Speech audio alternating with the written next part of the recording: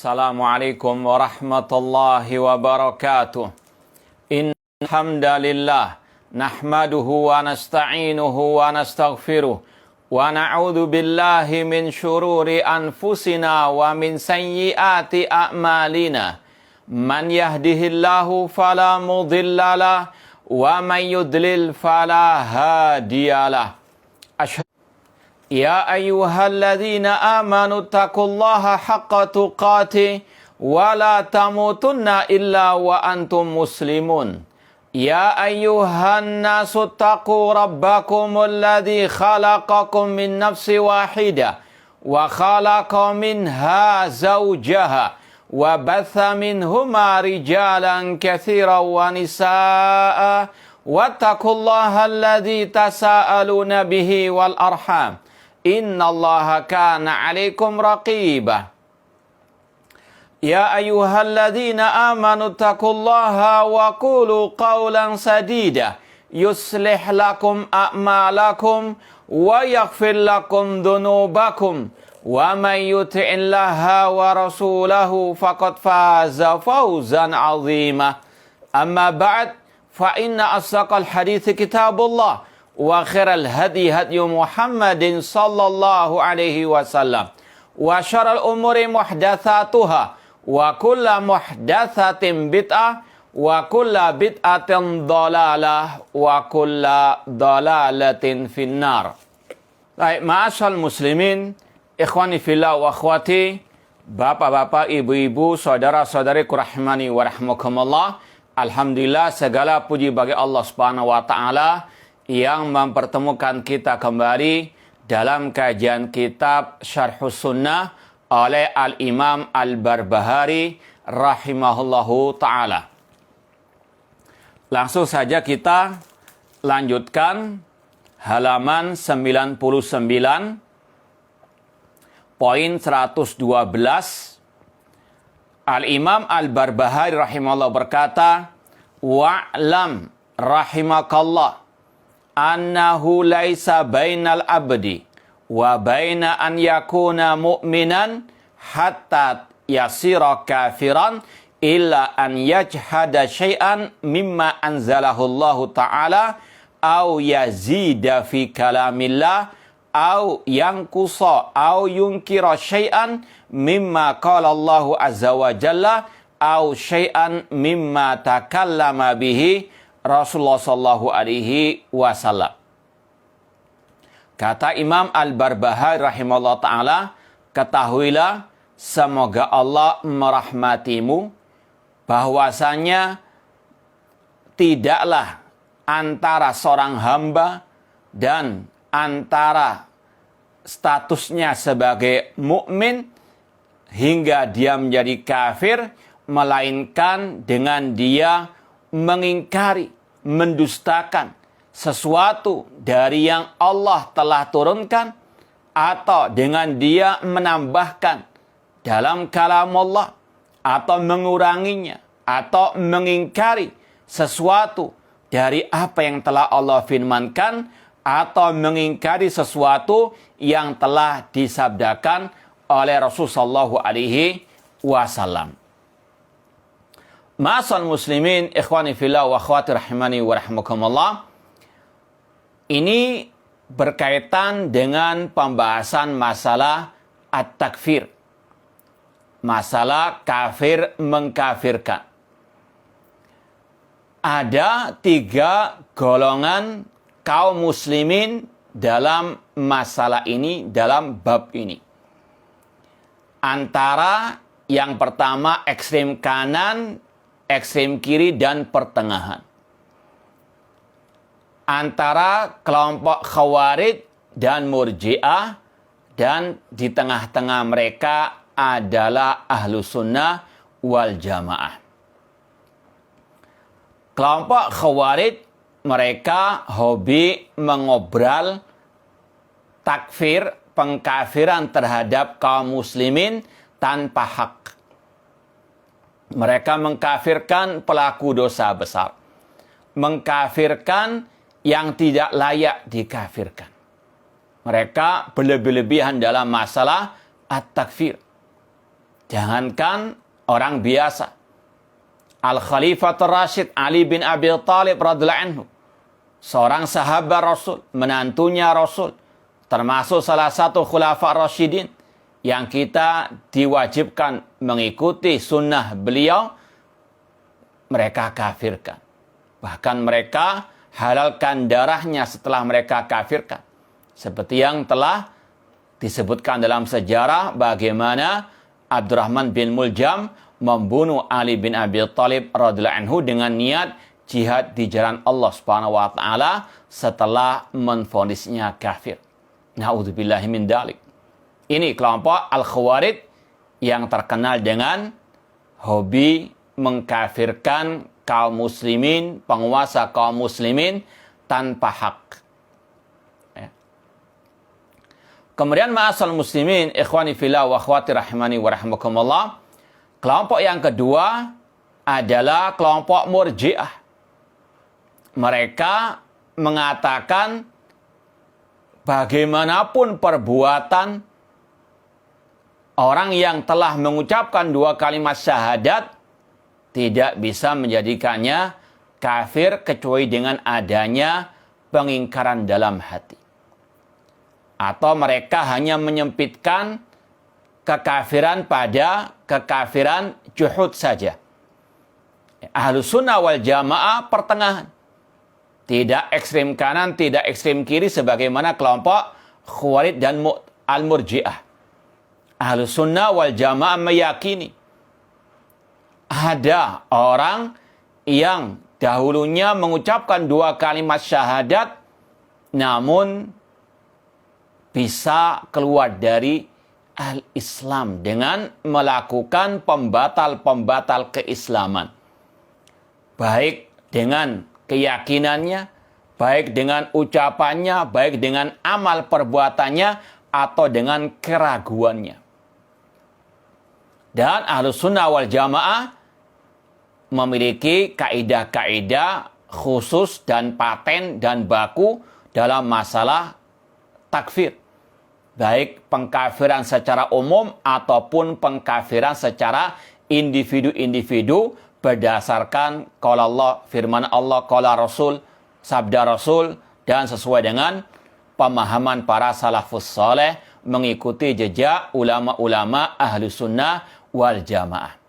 Tidak berlebihan dalam mengkafirkan dan tidak pula meremehkan. Ini pertengahan ahlu sunnah wal jamaah. Kita ulangi ucapan Imam Al-Barbahari rahimahullah ta'ala, wa'lam rahimakallah. Ketahuilah semoga Allah merahmatimu. Bahwasanya antara hamba yang mukmin hingga dia menjadi kafir, itu dengan dia mengingkari, mendustakan apa yang telah Allah turunkan, apa yang telah Allah ajarkan di dalam Al-Quran maupun Sunnah Rasulullah SAW. Ini salah satu bentuk kufur akbar kata para al-ulama. Ahlus Sunnah wal Jamaah meyakini kufur ada 2 dalam nas Al-Quran dan Sunnah Rasulullah SAW. Yang pertama al-kufur akbar, kufur besar. Yang kedua al-kufur asghar, kufur kecil. Sebagaimana dalam syirik ada syirik besar, syirik kecil. An-nifaq, kemunafikan juga ada 2. An-nifaqul akbar dan nifaqul al-asghar. Ini akidah Ahlussunnah wal Jamaah. Al-kufur akbar ini yang dibahas di ucapan Imam Barbahari di sini. Al-kufur akbar kata para ulama itu kata Syekh Shalih bin Fauzan di antaranya ketika mensyarah ucapan beliau ini, usulu al-kufri al-ba'ah. Pokoknya kekafiran, sumbernya kekafiran ada 4, yaitu dari keyakinan, ucapan, perbuatan, dan asyak, keraguan. Contoh kekafiran dalam hati. ketika orang itu meyakini ada yang berhak disembah selain Allah Subhanahu wa ta'ala. Kemudian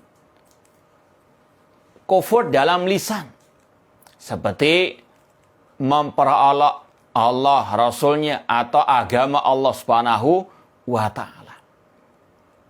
Kemudian yang ketiga, kufur yang berupa perbuatan, seperti sujud kepada berhala, menyembah kepada selain Allah Subhanahu wa ta'ala, menyembelih kepada jin.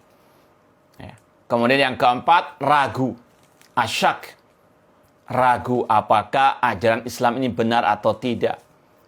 Ragu apakah orang Nasara, orang Yahudi itu kafir atau tidak. Apakah agama mereka batil atau benar. Ragu. Ini kata Syekh Shalih bin Fauzan, hafizallahu ta'ala, usulul al-kufri ada 4. Sumber kekafiran ada 4. Bisa dari keyakinan, ucapan, perbuatan, dan keraguan.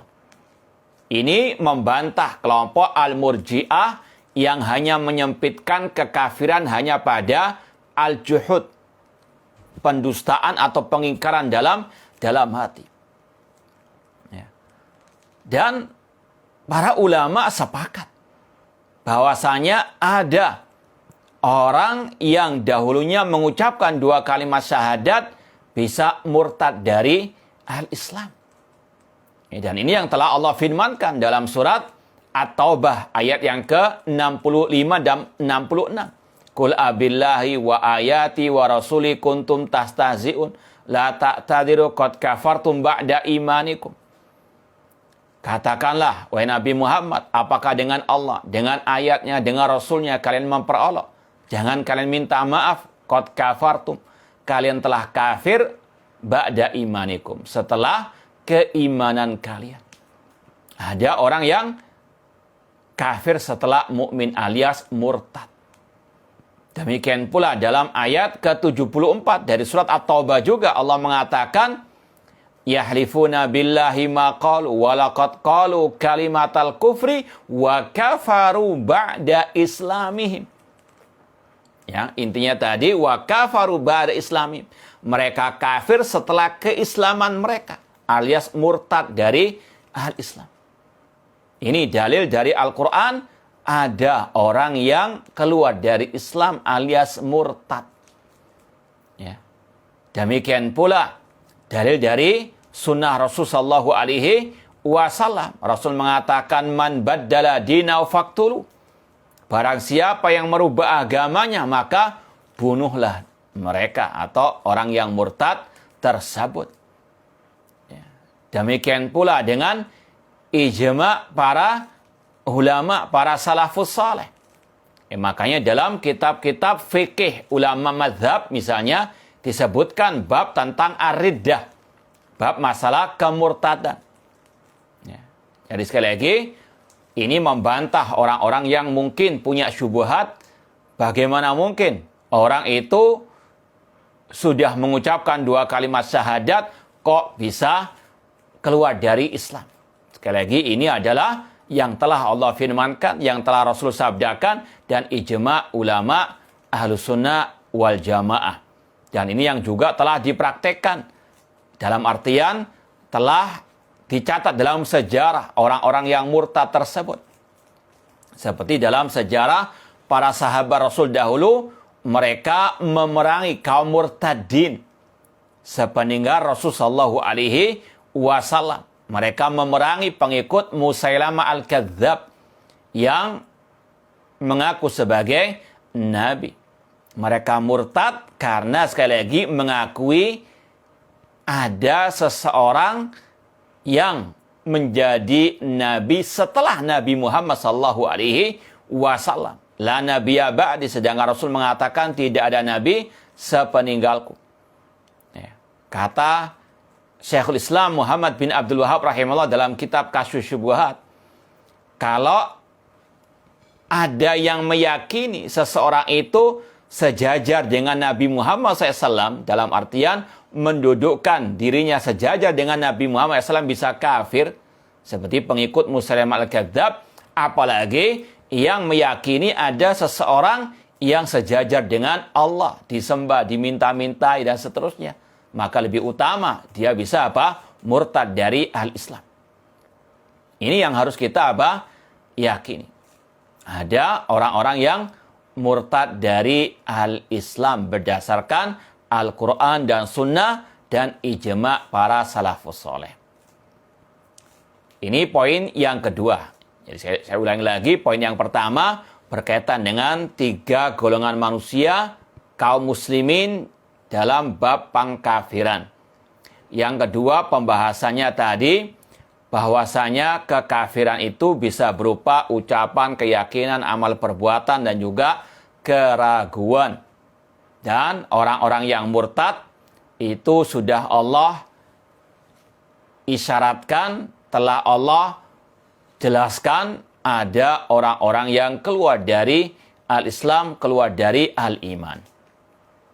Para ulama dalam seperti kita isyaratkan tadi, kitab-kitab fikih menyebutkan bahwasanya perbuatan, ucapan, keyakinan yang kufur besar yang menyebabkan orang murtad itu banyak sekali. Bahkan ada yang menyebut sampai 400 pembatal keislaman. Naudzubillah min dzalik. Ya. Kalau istilah Syekhul Islam Muhammad bin Abdul Wahhab rahimahullah, kalau wudhu saja ada pembatalnya. Demikian pula dengan al-Islam. Ya, dan pembatal keislaman, pembatal keimanan, pembatal la ilaha illallah itu banyak sekali. Ya, sebagian mengatakan bahkan sampai 400. Naudzubillah min dzalik. Semoga Allah menjauhkan kita darinya. Ya.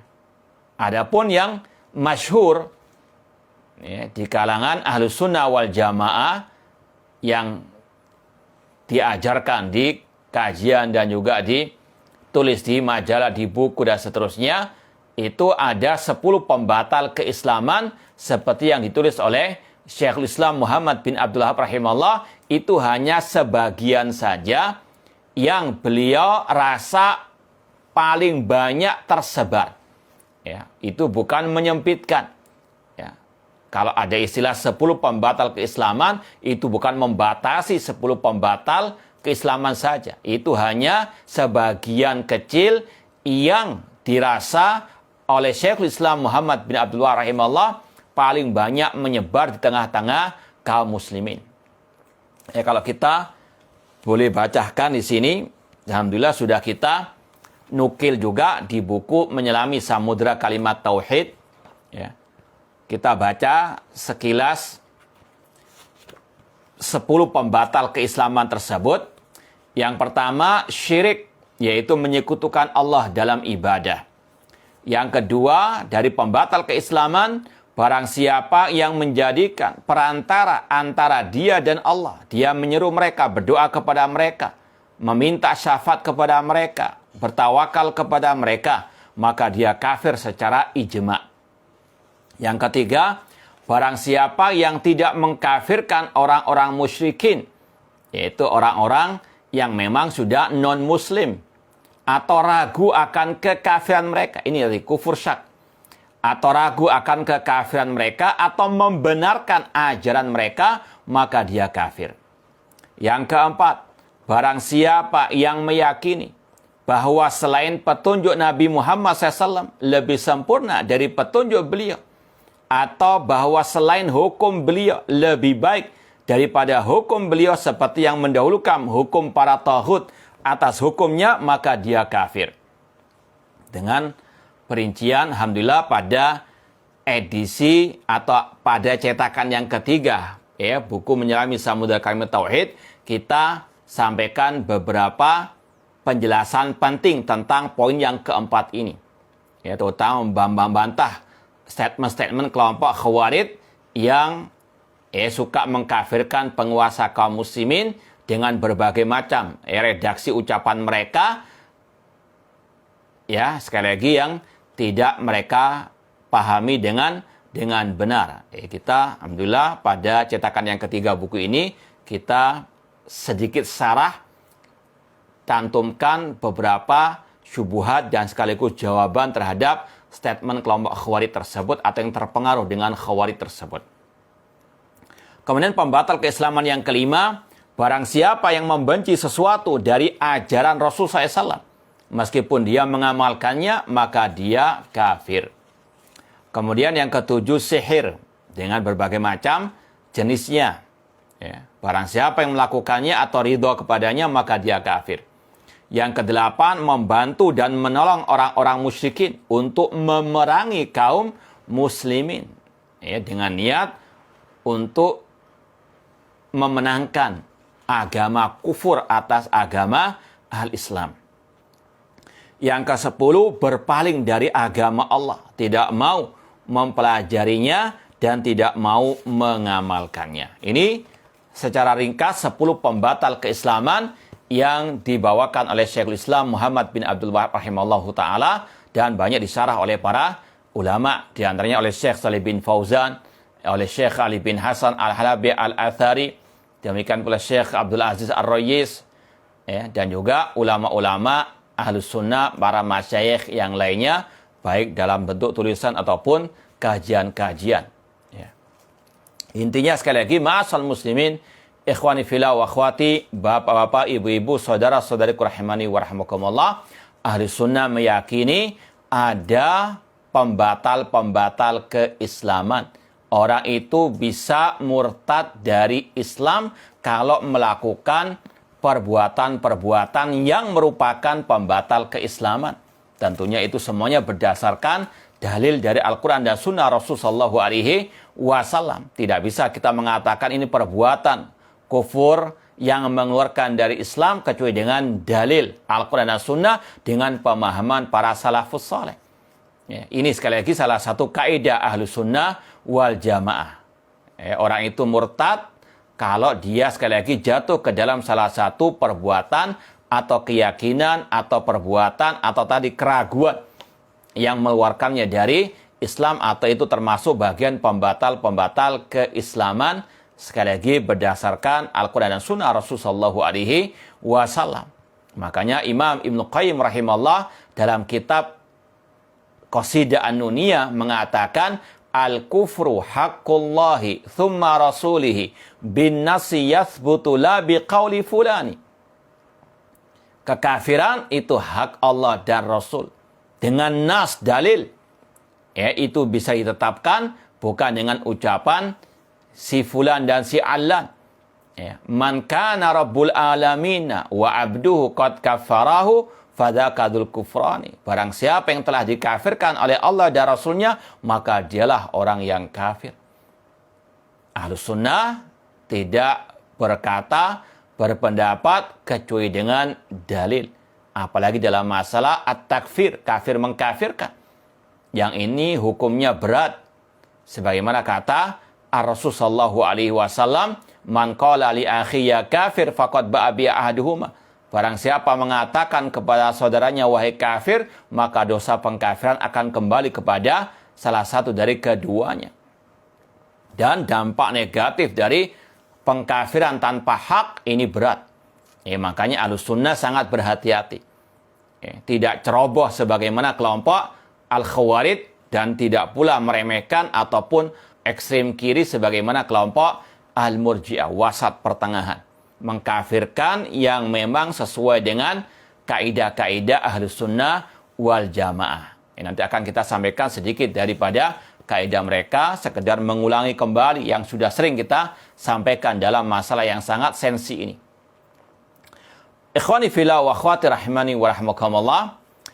Al-Imam Al-Barbahari rahimahullah dalam poin ini menyebutkan sebagian dari pembatal-pembatal keislaman. Yang pertama kata beliau, kalau orang itu ia jahat, mendustakan apa yang telah Allah ajarkan, yang telah Allah turunkan. Misalnya mengingkari wajibnya salat. Ya, sepakat ulama mengatakan orang itu kafir. Ya. Demikian pula kalau dia mengingkari kebenaran Al-Quranul Karim, kafir. Dan seterusnya. Kemudian, au yazidu fi kalamillah. Atau dia menambah-nambahi ayat-ayat Allah di dalam Al-Quran. atau mengurangi atau mengingkari, seperti perbuatan kelompok Syiah Rafidhah qatalahumullah. Mereka menambah-nambahi ayat-ayat Al-Quran, seperti yang pernah kita contohkan dari ucapan mereka. Ya. Kalau mau buktinya seperti yang sudah kita sering buka.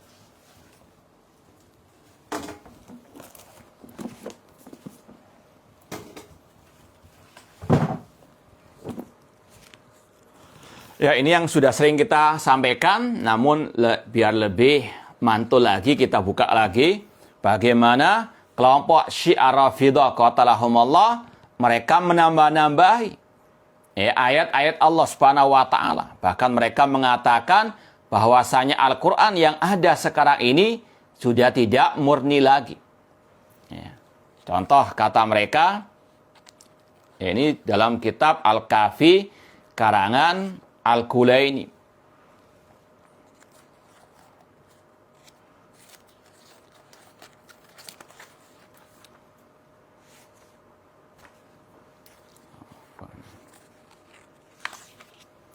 Ya, ini jilid yang pertama, Al-Usul Minal Kafi, halaman 417. Halaman 417. Dalam surat Al-Baqarah, ya, Allah berfirman, "Wa in kuntum fi raibim mimma nazzalna ala abdina fi aliyyin fa'tu bi suratin min mislihi." Mereka menambahi dalam ayat tersebut kata-kata fi aliyyin. Padahal dalam Al-Quran yang ada di tengah-tengah kaum muslim tidak ada kata-kata fi aliyyin. Ya. Demikian pula dalam ayat yang lain, ya ayyuhalladzina utul kitaba aminu bima nazzalna fi aliyyin nuran mubina. Ini juga mereka tambahi kata-kata fi aliyyin. Ya, demikian pula dalam ayat yang lain, walau annahum fa'alu ma yu'adzuna bihi fi aliyyin lakana khairan lahum. Ini kelakuan kelompok Syiah Rafidhah yang telah dikafirkan oleh para ulama, di antaranya karena mereka menambah-nambahi ayat-ayat Al-Quranul Karim, bahkan menuduh Al-Quran sudah tidak orsinil lagi, tidak murni lagi. Hanya sepertiga yang ada, 2/3-nya sudah dihilangkan oleh para sahabat, kata mereka. Na'udzubillahi min dzalik. Ini salah satu kekufuran kelompok Syiah Ar-Rafidhah. Maka tidak aneh kalau para ulama as-salaf mengkafirkan mereka seperti Imam Bukhari, Imam Ahmad, Imam Malik. Ya, karena mereka jatuh ke dalam keyakinan perbuatan-perbuatan yang kufur akbar atau ucapan-ucapan yang kufur akbar. Dan inilah bedanya dengan kelompok Khawarij. Ya, maka jangan gagal paham. Ya, sebagian orang mengira kalau kita berbicara masa takfir dikira kita sama dengan Khawarij. Tentunya tidak sama. Kalau Khawarij, ya, di antara kesesatan, kekeliruan mereka dalam masa takfir, mereka mengkafirkan yang tidak layak dikafirkan. Ya. Atau mereka punya keyakinan dalam masalah babut takfir yang tidak sesuai dengan pemahaman para salafus soleh ahlu sunnah wal jamaah, atau tidak sesuai dengan qala Allah wa qala ar-Rasul sallallahu alaihi wasallam. Seperti yang sering kita sampaikan, mereka dari zaman dahulu kala memutlakkan pengkafiran kepada yang tidak berhukum dengan hukum Allah dengan dalil Al-Maidah 44. Padahal Abdullah bin Abbas ketika mentafsirkan ayat tersebut, beliau mengatakan kufrun la yanqulu anil millah, kekafiran yang tidak mengeluarkan dari al-Islam. Ini bedanya ahlu sunnah, al-da'wah salafi, al-firqah najiyah dengan kelompok Khawarij. Kita tidak menafikan takfir secara mutlak. Namun apa? Kita memiliki kaidah-kaidah sebagaimana yang telah Allah ajarkan dan Rasul juga ajarkan dan yang diajarkan oleh para salafu as-saleh. Bukan serampangan, sembarangan sebagaimana kelompok Khawarij teroris. Nah, ma'asal muslimin ikhwani fillah wa akhwati rahimani wa rahimakumullah, Imam Barbahari menyebutkan juga di antara pembatal keislaman yaitu au syai'an mimma takallama bi Rasul sallallahu alaihi wasallam. Ya, atau mengingkari sesuatu yang diajarkan oleh Rasul sallallahu alaihi wasallam. Ya, seperti kewajiban membayar zakat dan sebagainya. Ini sekali lagi adalah salah satu pembatal keislaman. Ya. Jadi kita harus paham betul apa saja yang bisa menjadikan orang itu keluar dari al-Islam, agar kita bisa menjauhinya. Adapun berkaitan dengan vonis takfir terhadap perorangan, ini ada kaidah-kaidah yang khusus. Ya, tidak boleh serampangan orang itu mengkafirkan orang perorangan. Ya, yang pertama, dilihat dulu perbuatannya, keyakinannya, ucapan yang dilakukannya, apakah betul-betul itu kufur akbar atau tidak. Ya, kalau seperti perbuatan dosa, seperti minum khamar, berzina, berjudi, ini perbuatan maksiat. Tidak sampai kepada kufur akbar, kecuali kalau orang itu menghalalkannya. Ya. Itu pun ada perincian juga kata para ulama, nanti akan kita sampaikan pada at-takfir al-muayyan. Ya. Intinya sekali lagi, betul-betul harus teliti. Jangan seperti khawarij yang serampangan. Ya, bahkan di zaman ulama tabi'in, seperti yang kita kaji pada hari Selasa yang lalu dalam kitab Aqidah Salaf wa Ashabil Hadis, bagaimana seorang khawarij yang bernama Syaiban bin Farukh mengetes Abdullah bin Mubarak, seorang ulama tabi'in. Ya. Beliau ditanya, apa pendapat Anda tentang orang minum khamar, berjudi ataupun berzina? Kata Abdullah bin Mubarak, la ukhrijuhum minal iman. Aku enggak mengeluarkannya dari keimanan. Dia tidak kafir. Itu perbuatan dosa. Ya. Namun kelompok khawarij atau pengikut khawarij ini mengatakan, ala kibari sinni sirta murji'ah. Apakah karena engkau sudah tua engkau menjadi murji'ah? Naudzubillah min dzalik. Dan ini yang sudah kita bahas pada kajian Selasa 2 hari yang lalu. Inilah salah satu ciri khas khawarij terutama di zaman ini. Bagaimana mereka menuduh Ahlussunnah, ulama Ahlussunnah, duat Ahlussunnah as-salafiyin dengan tuduhan murji'ah. Salah satu sebabnya karena as-salafiyun tidak gegabah mengkafirkan orang-orang yang mereka telah kafirkan, terutama dari penguasa kaum muslimin. Maka sekali lagi harus paham betul mana itu ucapan, perbuatan, keyakinan yang merupakan pembatal keislaman. Ya, kalau sudah bukan pembatal keislaman, ya sudah, nggak usah dibahas orangnya. Ya, orangnya dalam artian tidak mungkin kafir, karena dia jatuh ke dalam dosa yang tidak membuatnya kafir keluar dari Islam. Dia mukmin namun naqisul iman. Sebagaimana akidah Ahlussunnah tentang pelaku dosa besar. Dia mukmin namun naqisul iman. Mukmin yang nggak sempurna keimanannya. Mukmin bi imani, fasikun bi fisqihi. Namun kalau seandainya ucapannya atau perbuatannya, keyakinannya itu kufur besar, termasuk salah satu pembatal keislaman yang telah dijelaskan oleh para ulama Ahlussunnah, maka masuk ke dalam tahapan yang kedua.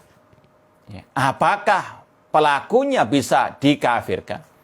Karena Ahlussunnah memiliki kaidah laisa kullu man waqa'a fil kufri waqa'al kufru alaih. Tidak semua orang yang jatuh ke dalam kekafiran besar itu bisa dikafirkan, bisa divonis kafir murtad secara perorangan individunya. Ada syurut dan ada mawani. Orang itu bisa dikafirkan kalau terpenuhi syarat-syarat pengkafiran dan tercegah penghalang-penghalangannya. Ya. Ada yang mengatakan 5, ada yang mengatakan kurang dari itu. Namun intinya ada 3 sebagaimana yang disampaikan oleh Syekhul Islam Ibnu Taimiyah rahimahullah ta'ala. Ya. Kalau antum mau referensi yang ditulis oleh para ulama Ahlussunnah tentang masalah ini, di antaranya kitab At-Tafsir bi Qawaidit Takfir oleh Syekh Ali bin Hasan Al-Halabi Al-Athari hafidallahu ta'ala. Ini ringkas bukunya memuat kaidah-kaidah kafir mengkafirkan. Ya.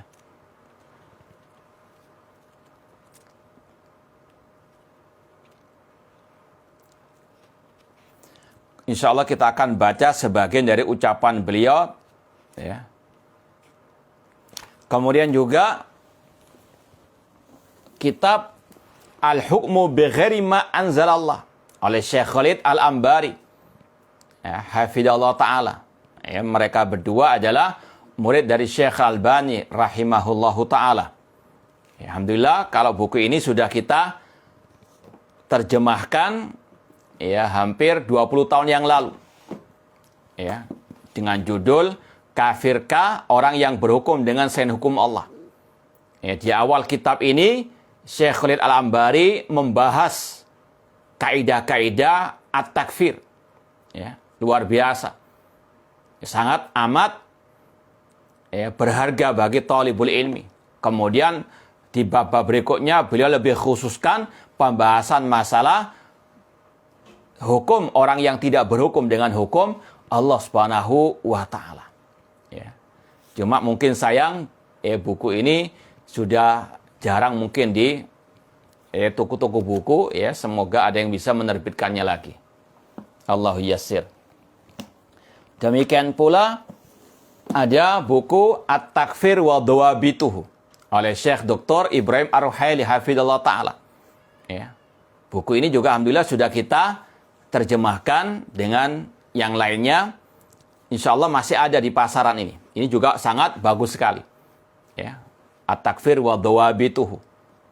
Intinya sekali lagi harus kita paham betul agar kita jauh dari syubhat ataupun dari pemikiran kelompok Al-Khawarij. Ada kaidah dalam pengkafiran secara person.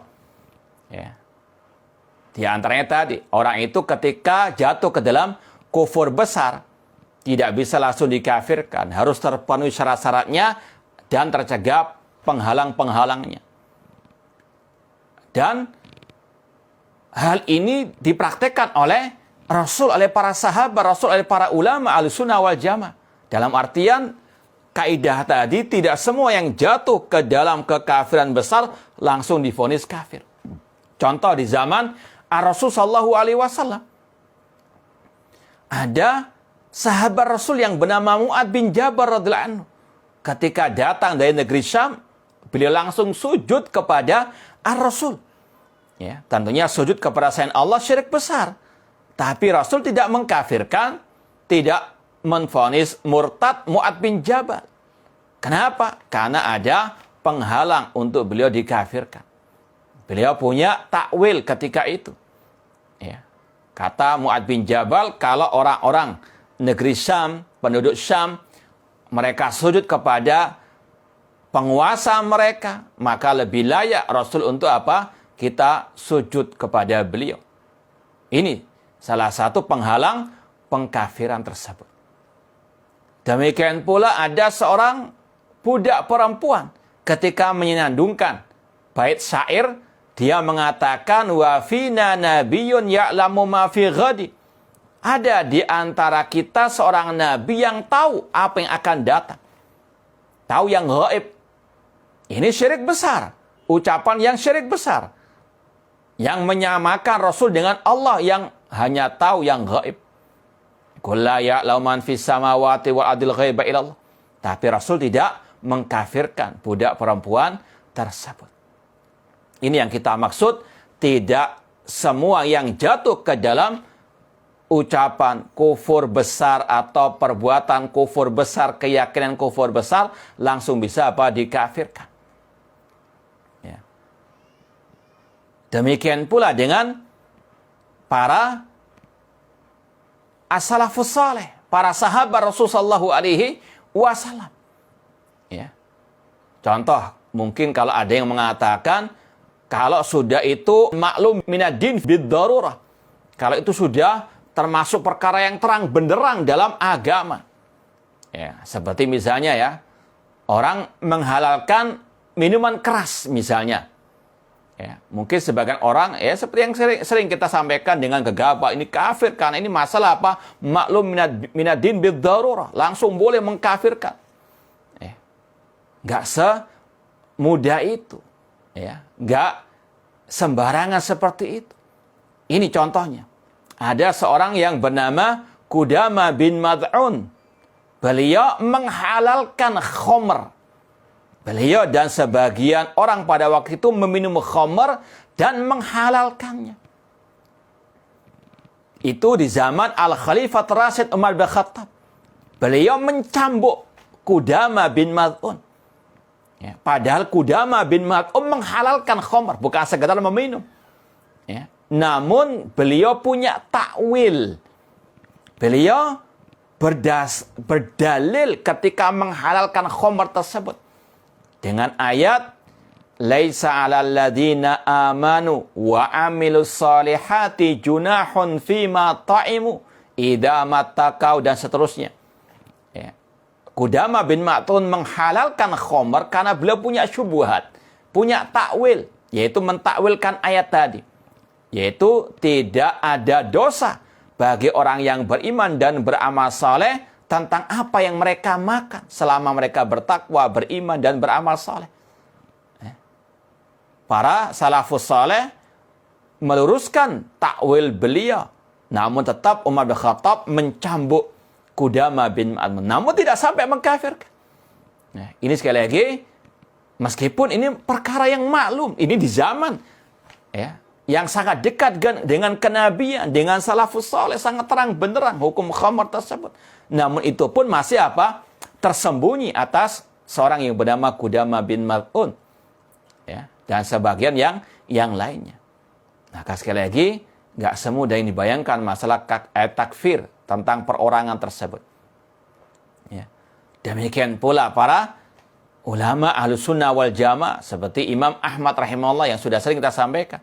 Bagaimana beliau tidak mengkafirkan al-khulafa ats-tsalath. 3 khulafa pada zaman beliau yang membuat undang-undang kufur, Al-Quran makhluk. Dan menyiksa yang tidak mau mengatakan mengikuti aturan undang-undang mereka tersebut. Ini kaidah Ahlus Sunnah, laisa kullu man waqa'a fil kufri waqa'al kufru alaih. Tidak semua orang yang jatuh ke dalam kekufuran besar langsung bisa divonis kafir, murtad, dan seterusnya. Harus terpenuhi syarat-syaratnya dan dihilangkan penghalang-penghalangnya. Yang intinya ada 3 di situ. Yaitu harus orang itu ala ilmin, di atas ilmu. Ya. Makanya dari situlah ada istilah udhul bil jahal kata para ahli ulama. Dan ini yang juga disampaikan oleh para ulama as-salaf. Seperti Imam Asy-Syafi'i rahimahullah ta'ala. Ya. Secara ringkas beliau mengatakan Allah punya nama, punya sifat. Barang siapa mengingkarinya setelah tegaknya hujjah maka dia kafir. Namun kalau belum tegak hujjah atasnya maka dia tidak bisa dikafirkan karena kejahilannya. Syekhul Islam Ibnu Taimiyah rahimahullah ta'ala ketika berdialog dengan tokoh-tokoh kelompok Jahmiyah, Al-Hululiyah yang meyakini Allah bersatu dengan hambanya, yang menafikan, mengingkari Allah di atas arsy. Kata Syekhul Islam Taimiyah rahimahullah, idza qultum ma qultum la kafartu. Kalau aku mengucapkan seperti ucapan kalian yang kufur itu, aku kafir. Li'anna qaulakum kufrun. Karena ucapan kalian itu kufur besar. Walakinnakum inni la takfur. Namun kalian tidak kafir menurutku. Li'annakum juhal. Karena kalian masih apa? Jahil. Demikian pula dengan Syekhul Islam Muhammad bin Abdul Wahhab rahimahullah ta'ala. Beliau mengatakan, idza kunna la nukafir man abada sana ala qabri Ahmad Badawi atau ala qabri Abdul Qadir Jailani li ajli jahlihim wa adami man yunabbihuhum fa kaifa nukafir man lam yusyrik billah wa lam yuhajir ilaina. Kami tidak mengkafirkan orang yang sujud di berhala kuburan Ahmad Badawi atau di kuburan Abdul Qadir Jailani karena kejahilan mereka, karena tidak ada yang mengajarkan, memperingatkan mereka. Bagaimana kita mengkafirkan yang tidak berbuat syirik? Ya, ini orang itu bisa dikafirkan kalau orang itu ala ilmin, ditegakkan hujjah atasnya. Ya, dan tidak sembarang orang bisa menegakkan hujjah terutama yang memiliki syubhat tersebut. Kemudian yang kedua, orang itu bisa dikafirkan ketika berbuat perbuatan kufur besar kalau perbuatannya itu ala qasd. Betul-betul sengaja, bukan suatu ketergelinciran. Seperti dalam kisah seorang yang mendapatkan kehidupannya lagi setelah putus asa. Ketika dia berjalan di gurun pasir bersama unta dan perbekalannya, kemudian unta dan perbekalannya hilang. Dia pun putus asa. Ketika dia istirahat, tiba-tiba datang unta dan perbekalannya. Dia pun tergelincir lisannya, keperucut.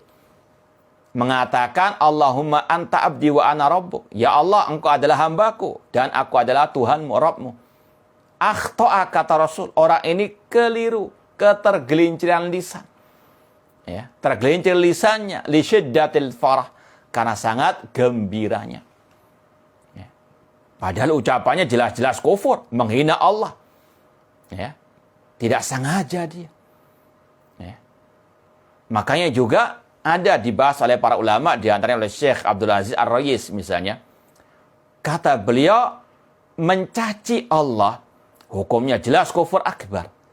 Tapi harus disyaratkan di situ orangnya paham ucapannya itu bentuknya sabun, caci maki. Karena mungkin bisa jadi dia nggak sadar itu bentuk caci makian kepada Allah. Contoh kata beliau, dan ini kata beliau dibahas dalam kitab-kitab para ulama dalam bab masalah ini. Kalau mungkin orang-orang terutama selain Arab, khususnya selain Arab, mungkin nggak sadar ketika mengucapkan Allahu Akbar misalnya. Atau mungkin muadzin kalau mungkin sering kita dengar mungkin juga muadzin yang mereka jauh dari bahasa Arab, tidak fasih bahasa Arab. Mereka istilahnya mengumandangkan azan misalnya dengan dipanjangkan baknya ketika mengatakan Allahu Akbar misalnya. Mungkin orang nggak paham apa arti akbar tersebut. Padahal itu kata para ulama bentuk caci maki kepada Allah. Coba antum lihat di kamus yang bisa bahasa Arab. Coba lihat di kamus. Beda antara Allahu Akbar tanpa mat dengan Allahu Akbar. Akbar itu artinya jamak dari kabar. Yang artinya kalau kita mungkin gendang. Kalau orang itu mengatakan Allahu Akbar, apakah orang itu kafir murtad dari Islam? Maka kata beliau, kata para ulama, kalau dia tahu itu bentuk caci makian kepada Allah, maka dia bisa kafir. Tapi kalau orang itu nggak sengaja, dia nggak paham apa yang dia ucapkan tersebut, Allahu Akbar misalnya, seolah-olah dia Masya Allah, memperindah azannya, dimatkan Allahu Akbar. Padahal itu artinya Allah adalah gendang atau yang sejenisnya. Naudzubillah min dzalik. Sekali lagi, nggak semudah ini dibayangkan masalah kafir mengkafirkan perorangan. Meskipun kelihatannya jelas masalahnya, mencaci maki Allah. Tapi apakah orang itu tahu ucapannya bentuk caci makian kepada Allah?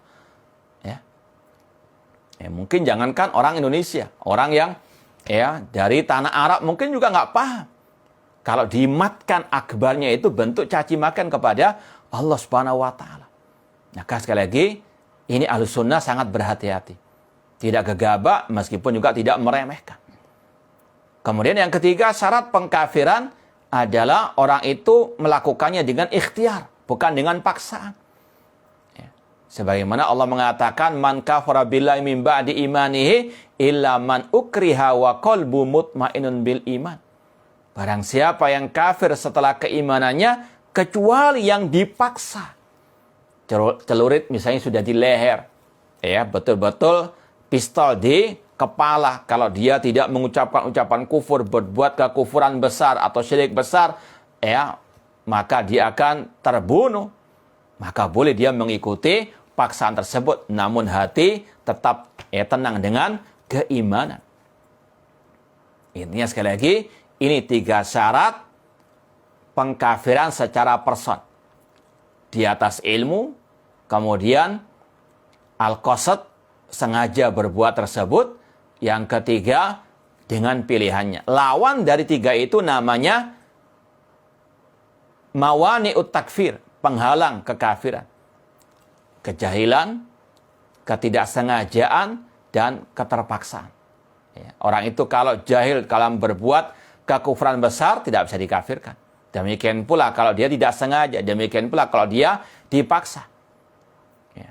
Ada pula yang menambahkan, ya, sebagaimana syurutut at-takalif, yaitu orang itu harus baligh. Kalau anak kecil nggak bisa dikafirkan. Demikian pula berakal. Ya, ada pula yang menambah dengan tadi takwil. Ya, orang itu tidak bisa dikafirkan kalau dia punya takwil. Seperti Qudamah bin Mad'un tadi, yang punya takwil yang sa'ir. Dalam artian takwil yang memang bisa, ya, ada arah kepada takwil tersebut. Intinya sekali lagi, tidak semudah yang dibayangkan. Meskipun seandainya kita sudah menguasai kaidah-kaidah ini, tidak sembarangan bisa apa? Mengkafirkan. Perorangan ya. Kalau secara umum boleh. Orang yang menyembah kepada kuburan keramat, ini kafir. Secara umum.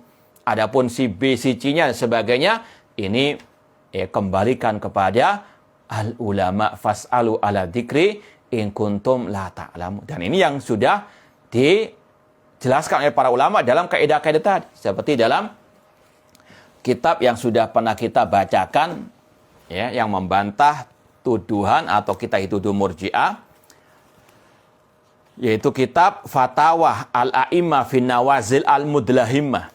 Ini alhamdulillah sudah kita terjemahkan juga, meskipun mungkin sudah jarang beredar ya. Semoga ada yang bisa menerbitkannya lagi. Dengan judul Fatwa-Fatwa Pengeboman oleh ulama-ulama besar Saudi Arabia. Ini alhamdulillah sudah kita terjemahkan. Di antara pembahasannya, kita bacakan sedikit dari fatwa Syekh Shalih bin Fauzan. Ya. Beliau mengatakan, laisa min haqqi kulli ahadin an yutliqat takfir. Tidak setiap orang berhak untuk melabeli kafir kepada perorangan. Au an yatakalam bit takfir alal jamaat au alal afrad, atau mengkafirkan kelompok atau perorangan. Ya. Kemudian kata beliau, fat takfir khatir. Masalah kafir mengkafirkan terutama tadi person ataupun kelompok tertentu, ini berbahaya sekali. Wala yajuzu likulli ahad an yatafawwah bihi fi haqqi ghairi. Tidak boleh setiap orang untuk lancang berbicara masalah mengkafirkan person-person dari kaum muslimin. Innama hadza min salahiyatil hakim syar'i. Ini merupakan hak wewenang hakim syariat, ya, di pengadilan syariat. Wa min salahiyati ahli ilmi rasikhina fil ilmi, termasuk wewenang para ulama yang kokoh keilmuannya, alladzina ya'rifuna nawaqidal Islam, yang mereka paham tentang pembatal-pembatal keislaman. Wa ya'rifunal ahwal, tahu keadaan kondisi sikon manusia. Wa yadrusuna waqi'an nas wal mujtamaat, mereka betul-betul mempelajari apa yang terjadi di lapangan, di masyarakat. Fahum ahlul hukmi bit takfir, mereka adalah orang yang ahli dalam masalah pengkafiran dan selainnya. Wa ghairi amal jahil, adapun orang jahil. Wa amma afradun nas, adapun sebagian orang, wa ansaful muta'allimin, atau para penuntut ilmu yang setengah atau setengah penuntut ilmu. Fahaulai laisa min haqqihim itlaqut takfir alal askhas. Adapun mereka ini tidak layak untuk menvonis orang perorangan dengan kafir tadi, au alal jamaat, atau terhadap kelompok-kelompok.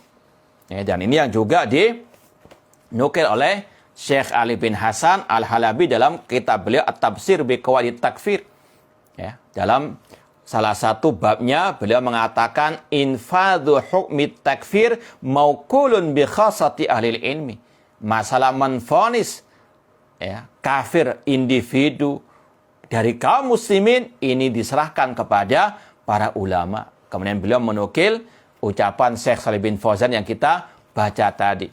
Demikian pula Syekh Ibrahim Ar-Ruhaili hafidhallahu taala dalam akhir kitab ini At-Takfir wa Dawabituhu, beliau mengatakan bayanu anan nadhar fi mas'alati takfir la yakunu illa lil ulama'ir rasikhin.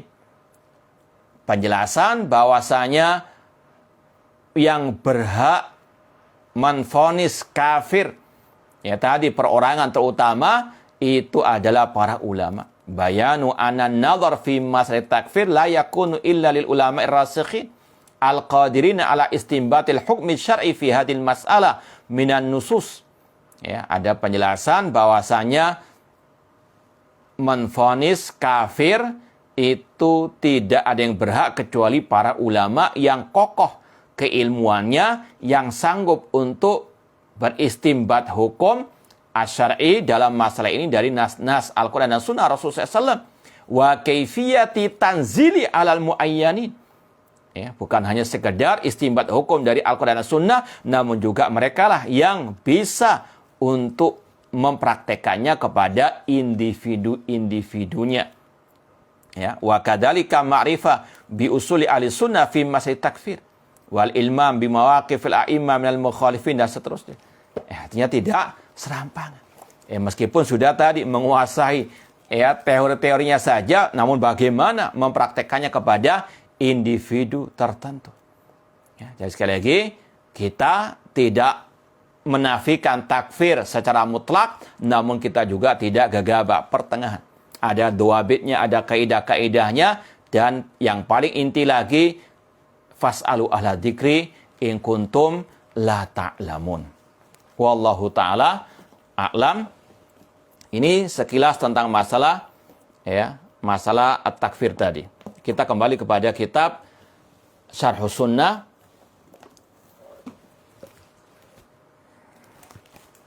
Di poin sebelum akhir, beliau mengatakan fattaqillah rahimakallah wandur li nafsika wa iyyaka wal ghulu fid din fa innahu laysa min tariqil haqqi fi syai'.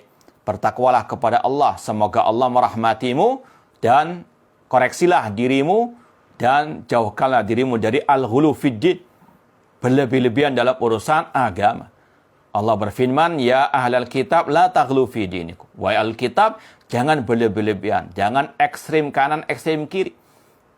Demikian pula Rasul mengatakan iyyakum wal ghulu, jauhkanlah diri kalian dari al-ghulu, berlebih-lebihan.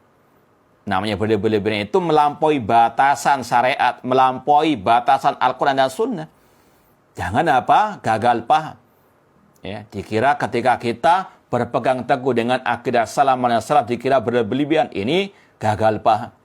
Berlebihan itu kalau melampaui, menyimpang, melangkahi Al-Quran dan Sunnah Rasulullah SAW. Ini namanya al-ghulu. Sebagaimana kelompok Khawarij tadi.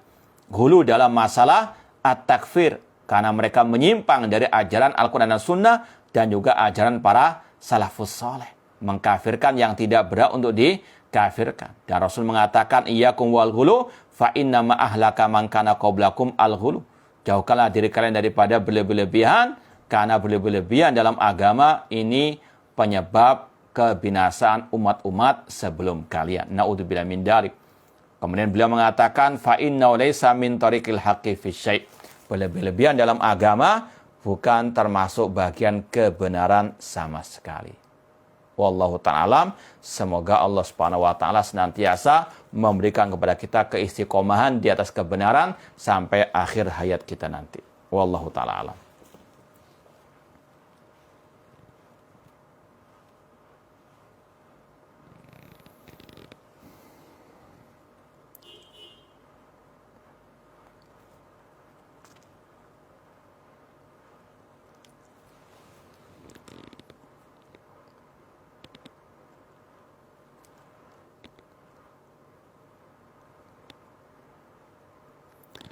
Ini ada pertanyaan, Afan, di luar tema, jika kita sudah menandatangani perjanjian kontrak kerja, salah satu isinya bersedia untuk tidak menikah selama beberapa waktu, terus di pertengahan sebelum habis masa kontrak kerjanya, ada niat untuk menikah. Apa yang harus dilakukan?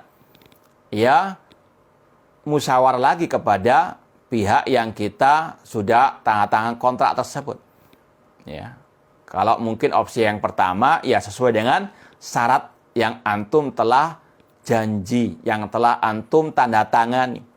Ya, al-muslimun ala syurutihim. Orang muslim itu sesuai dengan ya, syarat perjanjian yang dia telah ya, tanda tangani tadi istilahnya. Namun kalau misalnya opsi yang kedua, yaitu minta persetujuan lagi kepada yang antum telah kontrak tadi atau tanda tangan kontrak tadi. Dibolehkan atau tidak, misalnya dibatalkan syarat tersebut. Kalau tidak boleh ya sudah antum bersabar. Ya. Termasuk ciri orang muslim menepati janjinya. Nah. Wallahu taala a'lam. Nah, kalau tidak ada pertanyaan lain, kita cukupkan sekian. Kurang lebihnya mohon maaf. Wa jazakumullahu khairan wa barakallahu fikum. Aqulu qouli hadza wa akhiru da'wana anil hamdulillahi rabbil alamin. Wassalamualaikum warahmatullahi wabarakatuh.